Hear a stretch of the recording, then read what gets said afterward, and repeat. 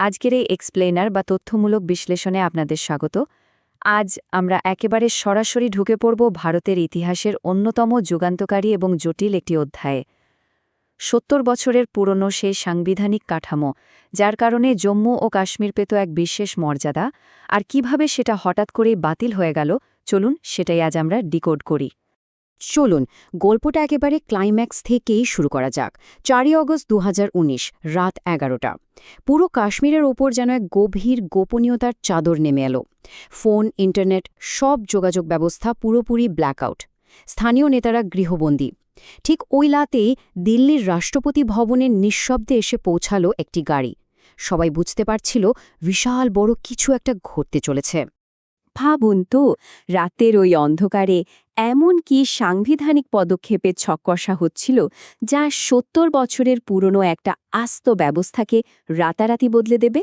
এই মধ্যরাতের রহস্যের আসল গাম্ভীর্যটা বুঝতে হলে আমাদের একটু টাইম ট্রাভেল করে একদম শুরুতে ফিরে যেতে হবে।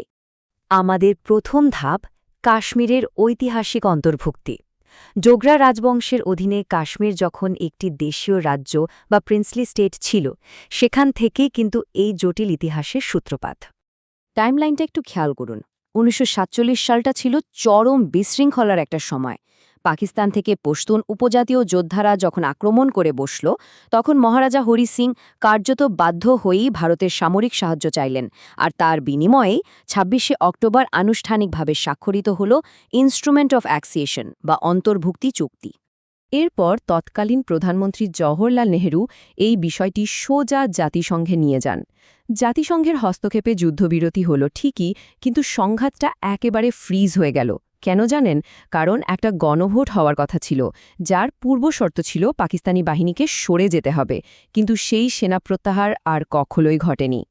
এবার আসা যাক আমাদের আলোচনার সবচেয়ে গুরুত্বপূর্ণ অংশে, আর্টিকেল ৩৭০ এবং ৩৫-এ ডিকোডিং। ১৯৪৯ সালের দিকে যখন ভারতের সংবিধান তৈরি হচ্ছে, ঠিক সেই সময় শুধুমাত্র কাশ্মীরের জন্যই একটা অস্থায়ী ব্যবস্থার রূপরেখা তৈরি করা হল। আর্টিকেল ৩৭০-এর মূল ভিত্তিটাই ছিল ক্ষমতার এই অদ্ভুত বিভাজন। কেন্দ্র শুধুমাত্র ৩টি বিষয় নাক গলাতে পারবে: প্রতিরক্ষা, পররাষ্ট্র আর যোগাযোগ ব্যবস্থা। আর বাকি অন্য যে কোনো আইন জম্মু ও কাশ্মীরে প্রয়োগ করতে হলে রাজ্য সরকারের সুস্পষ্ট সম্মতি ছাড়া সেটা এক কথায় অসম্ভব ছিল। আর এই ব্যবস্থার উপর ভিত্তি করেই ১৯৫২ সালে দিল্লি চুক্তি হয়। এরপর ১৯৫৪ সালে রাষ্ট্রপতির একটি বিশেষ নির্দেশের মাধ্যমে সংবিধানে যুক্ত হয় আর্টিকেল 35A।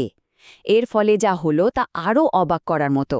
বাইরের কোনো ব্যক্তি, অর্থাৎ কাশ্মীরের স্থায়ী বাসিন্দা নন এমন কেউ, সেখানে না পারবেন জমি কিনতে আর না পারবেন স্থায়ীভাবে বসবাস করতে। কিন্তু সবচেয়ে চমকপ্রদ আইনি প্যাচটা কোথায় ছিল জানেন? সংবিধানে বলা হলো আর্টিকেল ৩৭০ সরাতে হলে জম্মু ও কাশ্মীরের গণপরিষদের অনুমতি লাগবে।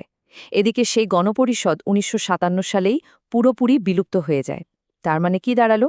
একটা অদৃশ্য চূড়ান্ত তালা ঝুলে গেল, যা খোলা আগামী ৬০ বছরের জন্য কার্যত অসম্ভব বলে মনে হচ্ছিল। এবার চলুন দেখি উপত্যকায় অস্থিরতার চূড়ান্ত বিন্দু। ঠিক কি কারণে এই সাংবিধানিক তালাটা আবার নতুন করে জাতীয় রাজনীতির কেন্দ্রবিন্দুতে চলে এলো? ১৯৮০ দশক থেকে কাশ্মীরে এক ভয়াবহ অন্ধকার যুগের শুরু। প্রক্সি যুদ্ধ, জঙ্গিদের অর্থায়ন, সব মিলিয়ে পরিস্থিতি হাতের বাইরে চলে যেতে থাকে। ১৯৯০ সালের দিকে চরম সহিংসতার মুখে পড়ে লক্ষ লক্ষ কাশ্মীরি পণ্ডিত নিজেদের ভিটিমাটি ছেড়ে পালাতে বাধ্য হন। ফলাফল, গোটা অর্থনীতি আর পর্যটন খাত তাসের ঘরের মতো ভেঙে পড়ল। রাজনৈতিক দৃশ্যপটও খুব দ্রুত পাল্টাচ্ছিল। ২০১৪ সালে যদিও একটা বিজেপি-পিডিপি জোট সরকার তৈরি হল, কিন্তু আদর্শগত দ্বন্দ্ব আর উপত্যকায় ক্রমাগত বিক্ষোভের কারণে সেটা বেশিদিন টিকল না। ২০১৮ সালের জুন মাস নাগাদ এই জোট সরকারের পতন ঘটল। আর বিশ্বাস করুন, ঠিক এখানেই তৈরি হল সেই ঐতিহাসিক আইনি পটভূমি। ডিসেম্বর ২০১৮-এ জারি হল রাষ্ট্রপতির শাসন।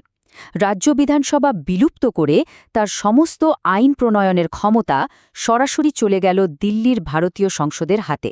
এটা ছিল একটা বিশাল টার্নিং পয়েন্ট।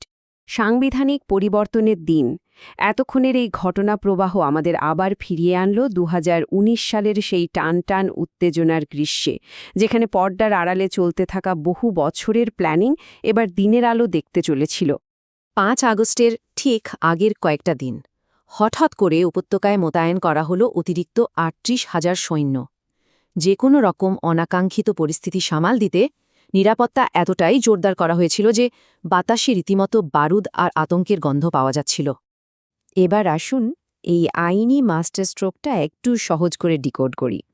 সরকার যেটা করল সেটা এক কথায় জিনিয়াস।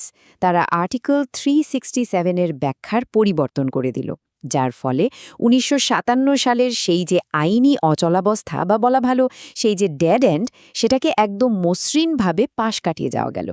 মানে বুঝলেন তো, 70 বছরের পুরনো সেই জংধরা তালা অবশেষে তার চাবি খুঁজে পেল। যেহেতু রাষ্ট্রপতির শাসন চলছিল, তাই ভারতের সংসদই হয়ে উঠল কাশ্মীরের আইনসভা। আর তার ফলে আর্টিকেল 370 অপসারণের জন্য ওই যে অনুমোদনের দরকার ছিল, সেই চাবিটা আইনগতভাবে সংসদের হাতে চলে এলো। তারপর সেই ঐতিহাসিক সকাল 5 আগস্ট 2019 সকাল 11টা, স্বরাষ্ট্রমন্ত্রী অমিত শাহ রাজ্যসভায় দাঁড়িয়ে এমন এক প্রস্তাব পেশ করলেন যা গোটা দেশকে স্তব্ধ করে দিল। আর্টিকেল 370 বাতিল, 35-এ অপসারণ এবং জম্মু ও কাশ্মীর পুনর্গঠনের পুরো ব্লুপ্রিন্ট তিনি টেবিলের ওপর রাখলেন। আর সংসদের সমর্থন? সংখ্যাগুলো দেখলেই বুঝতে পারবেন। রাজ্যসভার 125 জন এবং লোকসভার 351 জন সাংসদ এই যুগান্তকারী প্রস্তাবের পক্ষে ভোট দিলেন। এই নিরঙ্কুশ সংখ্যাগরিষ্ঠতাই ছিল ওই দিনের সবচেয়ে বড় নির্ণায়ক শক্তি। এবার আসা যাক একেবারে শেষ অধ্যায়, পরবর্তী পরিণতি। মাত্র একটি সই আর সংসদীয় সংখ্যাগরিষ্ঠতার জোরে ভারতীয় রাজনীতির 70 বছর পুরনো একটা স্থায়ী কাঠামো একেবারে মুছে ফেলা হলো। গোটা রাজ্যটাকে সম্পূর্ণ ঢেলে সাজানো হলো। জম্মু ও কাশ্মীরকে ভেঙে তৈরি হলো দুটি নতুন কেন্দ্রশাসিত অঞ্চল। একটি জম্মু ও কাশ্মীর, যার নিজস্ব আইনসভা থাকবে, আর অন্যটি হল লাদাখ, যার কোনো আইনসভা থাকবে না। একদম ভিন্ন দুটি প্রশাসনিক কাঠামো। এর ইম্প্যাক্ট বা প্রভাব পড়ল একেবারে সরাসরি। আলাদা পতাকা, নিজস্ব শাসনতন্ত্র, একচেটিয়া জমির অধিকার সব অতীত হয়ে গেল। এখন থেকে ভারতের সংবিধান তার সমস্ত নিয়মকানুন নিয়ে কাশ্মীরের প্রতিটি কোণায় সমানভাবে প্রযোজ্য। আজকের এই এক্সপ্লেইনারে শেষে এসে মাথায় শুধু একটা প্রশ্নই ঘোরে। 70 বছর ধরে যে সাংবিধানিক তালায় কেউ হাত দেওয়ার সাহস পায়নি, রাজনীতিক সদিচ্ছা আর নিখুঁত আইনি কৌশলের মেলবন্ধনে তা একদিনেই ভেঙে ফেলা হলো। কিন্তু ইতিহাস শেষ পর্যন্ত এই অভূতপূর্ব মাস্টারস্ট্রোকটিকে কিভাবে বিচার করবে? 5 আগস্ট 1900 আসল দীর্ঘমেয়াদী ফলাফল কি ভারতের জন্য আশীর্বাদ হবে? এই ভাবনার জায়গাটা আপনাদের জন্যই ছেড়ে দিলাম। এতক্ষণ সাথে থাকার জন্য অনেক ধন্যবাদ।